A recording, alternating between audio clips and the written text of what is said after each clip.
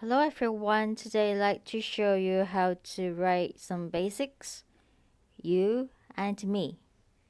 You, we mentioned before in hello, which literally means you good in Chinese. 你好, ni.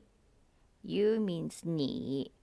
And me, or myself, or I, in Chinese we say 我. So together, you and me, 你我.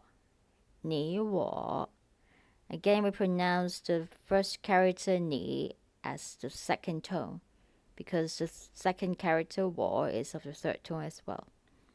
你我. So let's see these two characters, how they're written. And you see that for 我, it's very similar to 俄罗斯的俄 in Russia. Thank you so much for watching. Bye.